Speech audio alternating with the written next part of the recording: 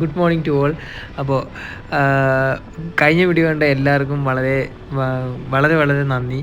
Thank you all. Because ഞാൻ ആ ഒരു വീഡിയോ പോസ്റ്റ് ചെയ്തത് ഒരു 3-4-5 പേര് കാണുന്നൊക്കെ ഉള്ളൊരു ഇതിലാണ്. പക്ഷേ ഏകദേശം ഇപ്പോൾ ഒരു 500ഓളം പേര് വീഡിയോ കണ്ടിട്ടുണ്ട്. That is a big enough for me. അപ്പോൾ ഇത് നമ്മുടെ സെക്കൻഡ് വീഡിയോ ആണ്. ഇത് നമ്മളിന്ന് പോകാൻ പോകുന്നതെന്ന് പറഞ്ഞെന്നാൽ കുട്ടിക്കാനത്തേക്കാണ്. അപ്പോൾ മൺസൂണിൽ കുട്ടിക്കാനത്തിൻ്റെ ഭംഗി ഒക്കെ കണ്ടുകൊണ്ടുള്ളൊരു യാത്രയാണ് ഇന്ന്. നമ്മൾ ഒറ്റയ്ക്കല്ല പോകുന്നത്. എൻ്റെ കൂടെ എൻ്റെ അനിയനുണ്ട്. അനിയനെന്ന് പറഞ്ഞാൽ അവൻ എന്നേക്കാളൊരു 10-12 വയസ്സിൻ്റെ അളപ്പമുണ്ട്. അപ്പോൾ ഞാൻ ഈ വണ്ടി എടുത്ത സമയം തൊട്ട് അവൻ പറയുകയാണ് അവൻ എവിടെയെങ്കിലും റൈഡ് കൊണ്ടുപോകണമെന്ന്. അപ്പോൾ ഇതുവരെ അതിന് പറ്റിയിട്ടില്ല. അപ്പോൾ ഇന്ന് അവനും ക്ലാസ് ഇല്ലാഞ്ഞൊരു ദിവസമായിരുന്നു. അപ്പോൾ എന്തായാലും അവനെയും കൂട്ടി റൈഡ് പോകാമെന്നും പറഞ്ഞ് ഇറങ്ങിയതാണ്.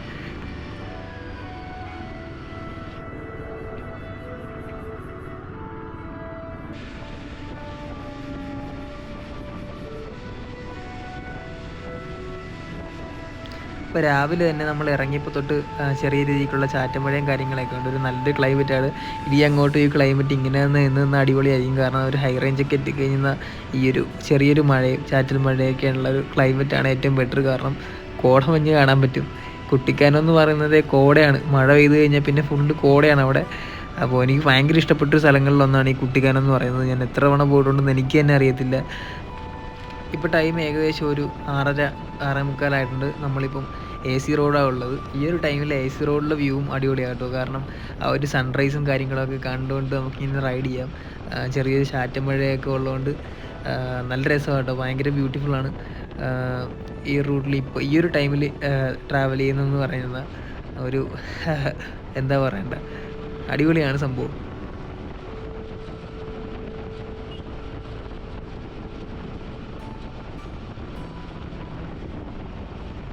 ഇവിടുന്ന് കുട്ടിക്കാനത്തേക്ക് ഏകദേശം ഒരു 1-2 മണിക്കൂറത്തെ റൈഡുണ്ട്. അപ്പോൾ അതിനിടയ്ക്ക് നമുക്ക് ജസ്റ്റ് ഒന്ന് പെട്രോൾ അടിക്കാൻ നിർത്തണം. അത് കഴിഞ്ഞിട്ട് പിന്നെ പതിയെ കുറച്ചുകൂടെ അങ്ങ് പോയിട്ട് എവിടെയെങ്കിലും ഒന്ന് ഫുഡ് കഴിക്കാൻ നിർത്തണം. അപ്പോൾ ഇവിടെ കുറച്ച് ഏരിയസിൽ ഇങ്ങനെ പാലം പണിയും കാര്യങ്ങളൊക്കെ ആയതുകൊണ്ട് അതിൻ്റെതായിട്ടുള്ള ബ്ലോക്കും കാര്യങ്ങളൊക്കെ ഉണ്ടാവും.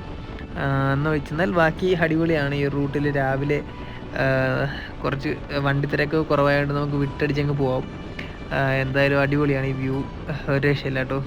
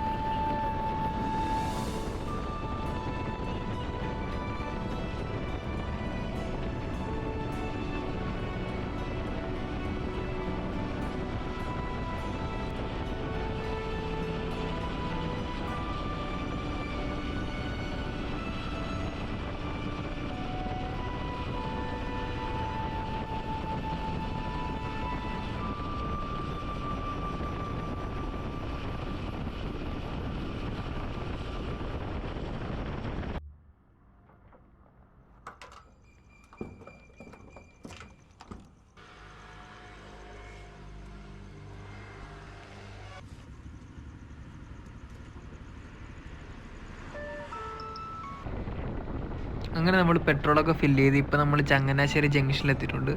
ആലപ്പുഴയിൽ നിന്ന് വരുമ്പോൾ ചങ്ങനാശ്ശേരി ജംഗ്ഷനിൽ വന്നിട്ട് ലെഫ്റ്റ് എടുത്തിട്ടാണ് നമുക്ക് പോകേണ്ടത്. ലെഫ്റ്റ് എടുത്തിട്ട് പിന്നെ കുറച്ചുകൂടി ഫ്രണ്ടോട്ട് കഴിഞ്ഞിട്ട് അവിടെ നിന്ന് റൈറ്റ് എടുത്തിട്ട് വേണം കുട്ടിക്കാനം റൂട്ട് പിടിക്കാനായിട്ട്. അപ്പോൾ ഇപ്പോൾ നമ്മൾ ചങ്ങനാശ്ശേരി ജംഗ്ഷനിലാണ് ഉള്ളത്. അപ്പോൾ ഇവിടെ നിന്ന് നേരെ കുട്ടിക്കാനം.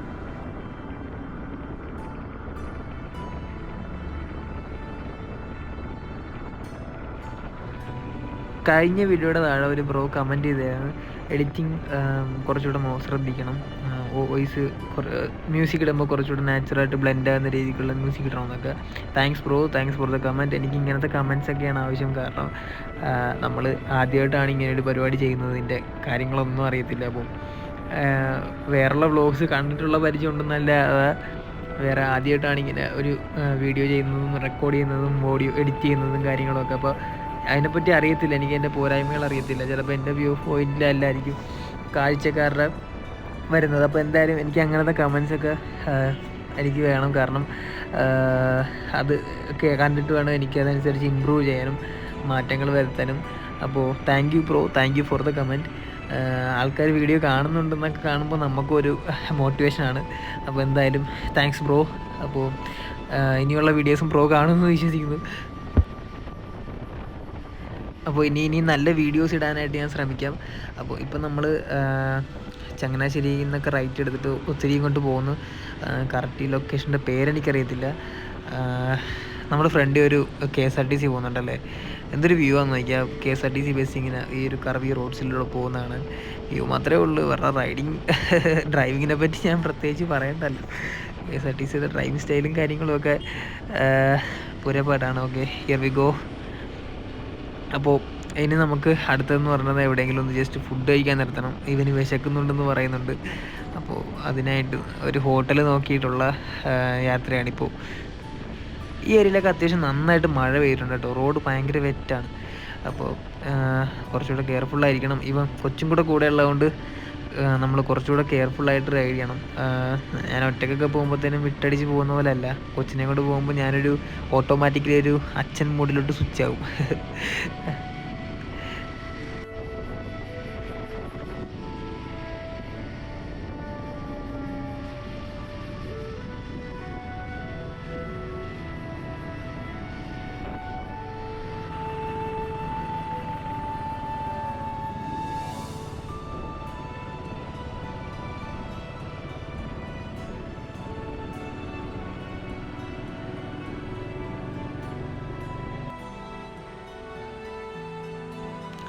കുട്ടിക്കാനം എത്തുന്നതിന് മുമ്പായിട്ട് ഇങ്ങനൊരു വ്യൂ ഉണ്ട്.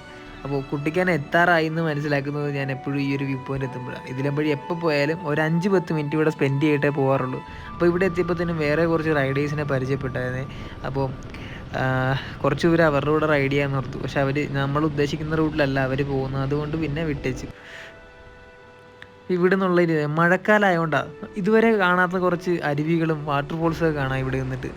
അപ്പോൾ അതെ, വീണ്ടും ഞാൻ നേരത്തെ നമ്മൾ ഓവർടേക്ക് ചെയ്ത് വന്നു അതേ KSRTC ബസ്സായത്. ആവും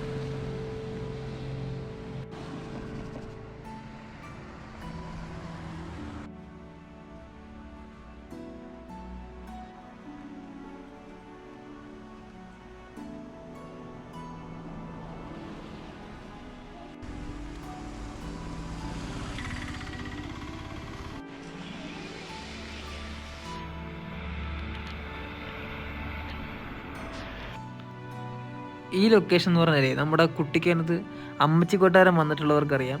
അമ്മച്ചി കൊട്ടാരത്തിലോട്ട് കയറാതെ നേരെ വരുമ്പോൾ ഒരു ഓഫ് റോഡ് ഉണ്ട്. അപ്പോൾ അവിടെ നിന്ന് വന്ന് കയറുന്ന ഒരു വ്യൂ പോയിന്റ് ആട്ടോ. അടിപൊളിയാണ് ഇവിടെ.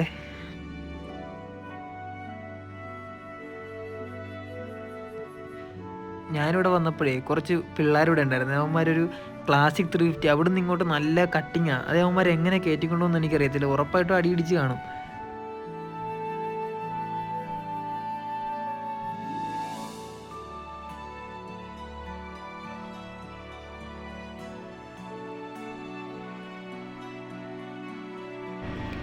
ഇപ്പോൾ നമ്മൾ പോകുന്നത് നമ്മുടെ പരുന്തുംപാറയിലോട്ടാണ്. പരുന്തുംപാറയിലോട്ട് റൂട്ട് എന്ന് പറയുന്നത് നമ്മൾ നേരെ കുട്ടിക്കാനത്ത് നിന്നിട്ട് അവിടുന്ന് റൈറ്റ്, മിക്കവർക്കും അറിയായിരിക്കും, എന്നാലും അറിയാൻ മേലാത്തവർക്കായിട്ട് പറയുക. കുട്ടിക്കാനത്ത് നിന്നിട്ട് റൈറ്റ് കയറുക. റൈറ്റ് ചെയ്തിട്ട് നേരെ ചെല്ലുമ്പോഴത്തേനും നമ്മൾ പീരുമേടൊക്കെ ആ റൂട്ടിലെത്താൻ നേരത്ത് വീണ്ടും പരുന്തുംപാറ ഒരു ബോർഡ് കാണാം. അവിടുന്ന് റൈറ്റ് എടുത്ത് കഴിഞ്ഞാൽ നേരെ പരുന്തുംപാറ ചെക്ക് പോസ്റ്റിൻ്റെ അവിടെ, ചെക്ക് പോസ്റ്റ് അല്ല, എൻട്രി ഗേറ്റിൻ്റെ അവിടെ എത്തും. അപ്പോൾ നമുക്ക് നേരെ ഇനി പരുന്തുംപാറ ചെന്നിട്ട് അവിടുത്തെ കുറച്ച് വിഷ്വൽസ് കാണാം. നമ്മുടെ ഹിമാലയനെ പറ്റി പറയാനായിട്ടാണെങ്കിൽ ഒത്തിരി നെഗറ്റീവ് വീഡിയോസും കാര്യങ്ങളൊക്കെ ഞാൻ ഈ വണ്ടി എടുക്കുന്നതിന് ശേഷവും എടുക്കുന്നതിന് മുമ്പ് കണ്ടിട്ടുണ്ട്. പക്ഷേ എനിക്ക് പേഴ്സണലി ഈ വണ്ടി ഇഷ്ടപ്പെട്ടുകൊണ്ട് മാത്രമാണ് ഞാൻ എടുത്തത്. ഇനി വണ്ടി എടുക്കാൻ നിൽക്കുന്ന ആൾക്കാരോട് എനിക്ക് പറയാനുള്ളതെന്ന് വെച്ചാൽ, നിങ്ങൾക്ക് ആ വണ്ടി ഇഷ്ടമാണ് പോയി എടുക്കുക. വണ്ടിയാണ്, അത് ഏത് വണ്ടി എടുത്താലും അതിൻ്റെതായിട്ടുള്ള കുഴപ്പങ്ങളും കാര്യങ്ങളും ഒക്കെ വരും. അപ്പോൾ വണ്ടി എടുക്കുന്നവരെപ്പോഴും നമ്മൾ ഇതെല്ലാം മുന്നിൽ കണ്ടു വേണം എടുക്കാൻ. ഇപ്പോൾ ഈ വണ്ടി ഏകദേശം 14,000 കിലോമീറ്ററോളമായി. എനിക്ക് ഇതുവരെ അങ്ങനെ ഇഷ്യൂസോ കാര്യങ്ങളോ ഒന്നും വന്നിട്ടില്ല. ആകെ ഒരു ഇഷ്യൂ ഫേസ് ചെയ്തതെന്ന് വെച്ചാൽ ഇതിൻ്റെ ക്ലച്ച് ലിവർ ഒരു തവണ ഒടിഞ്ഞു പോയെന്ന് വെച്ചാൽ അതിൻ്റെ ആ ഒരു ബോൾട്ട് ഒടിഞ്ഞു പോയി. ലിവർ കണക്ട് ചെയ്തിരിക്കുന്ന ബോൾട്ട് ഒടിഞ്ഞു പോയി. അത് അവർ ഫ്രീ ഓഫ് കോസ്റ്റിൽ എനിക്ക് വാറണ്ടി ക്ലെയിം ചെയ്ത് തന്നെ മാറത്തരും ചെയ്തു. അല്ലാതെ യാതൊരുവിധ പ്രശ്നം എനിക്ക് ഇതുവരെ ഫേസ് ചെയ്യേണ്ടതായിട്ട് വന്നിട്ടില്ല. ഇവിടെ നമ്മളൊരു ഗേറ്റ് പാസും കാര്യങ്ങളൊക്കെ ഉണ്ട്. പക്ഷേ ബൈക്സിന് ഫീസൊന്നും ഇല്ല കേട്ടോ. കാറിനാണെങ്കിൽ ഒരു 20 രൂപ 40 രൂപ എന്തോ നമ്മൾ പാർക്കിംഗ് ഫീസായിട്ട് ഇവിടെ കൊടുക്കണം.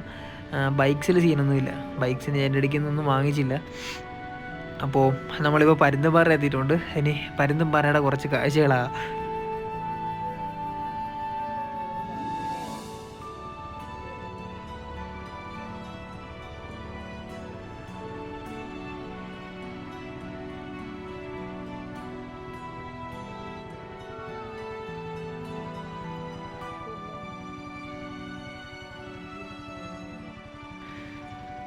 അത്യാവശ്യം കിടിലൻ ക്ലൈമറ്റ് ആട്ടോ.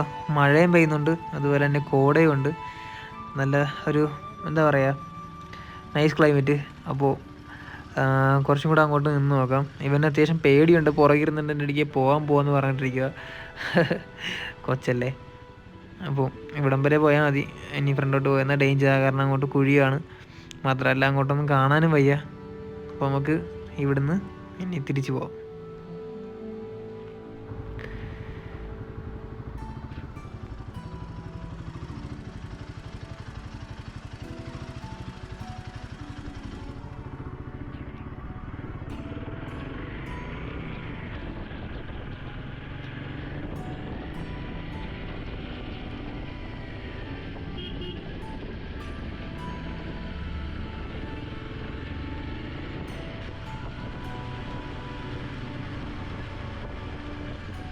വലിയ തിരക്കും ബഹളമൊന്നും ഇല്ല കേട്ടോ.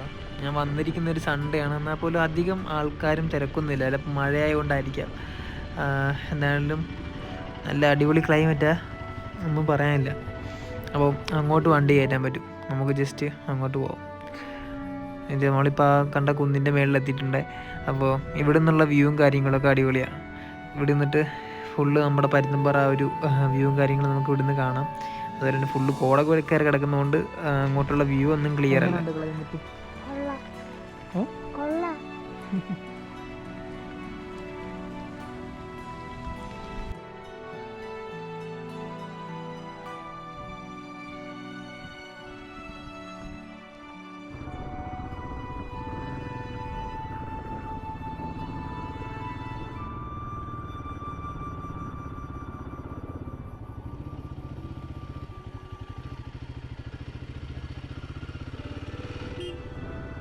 ഇനി നമുക്ക് നമ്മുടെ പരുന്തുംപാറയുടെ മെയിൻ വ്യൂ പോയിന്റിലോട്ട് പോകാം. നല്ല മഴയും അതുപോലെ തന്നെ ഇടിവെട്ടൊക്കെ ഉണ്ട്, അതുകൊണ്ട് മേലോട്ട് കയറുന്നത് സേഫ് ആണോ എന്ന് എനിക്കറിയില്ല. എന്തായാലും അങ്ങോട്ട് പോയി നോക്കാം.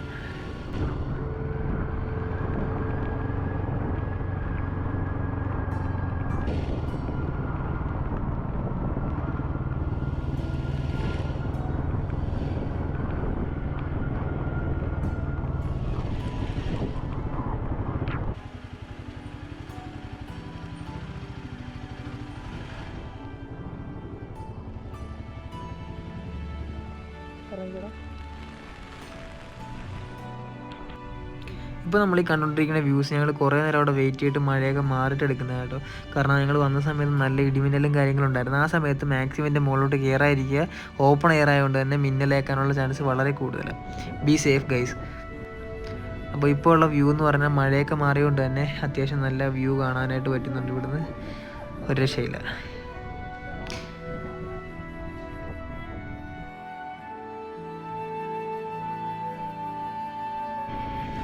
ഇപ്പോൾ നമ്മൾ പരുന്തുംപാറയിൽ നിന്ന് ഇങ്ങോട്ട് ഇറങ്ങി.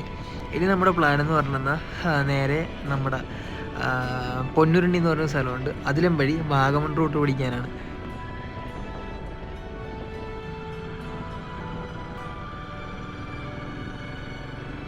ഈ ഒരു ഏരിയയിൽ റോഡ്സ്, ഈ കുട്ടിക്കാനം ഭാഗത്തുള്ള റോഡ്സ് എന്ന് പറയുന്നത് ഒരു രക്ഷയില്ലാത്ത വ്യൂവും കാര്യങ്ങളൊക്കെയാണ് കേട്ടോ. അപ്പോൾ എന്തായാലും നമുക്കിത് നേരെ നമ്മുടെ വാഗമൺ സൈഡിലോട്ട് പോകാം. അപ്പോൾ വാഗമൺ വഴി നേരെ തിരിച്ച് നമ്മുടെ ആലപ്പുഴ പിടിക്കാനാണ് പ്ലാൻ.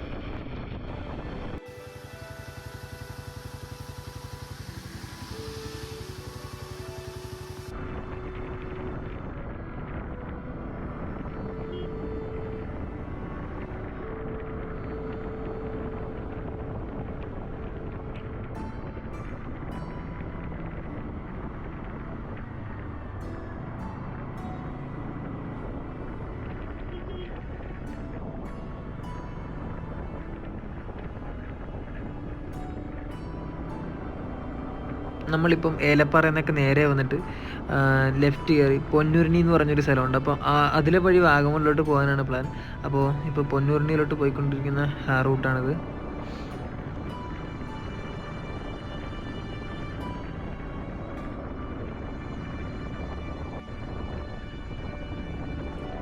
ഇടയ്ക്ക് വെച്ച് ഗോപ്രോ ഓഫായി പോയിട്ടെ നമ്മുടെ കുറേ നല്ല നല്ല വിഷ്വൽസ് കട്ടായിപ്പോയി.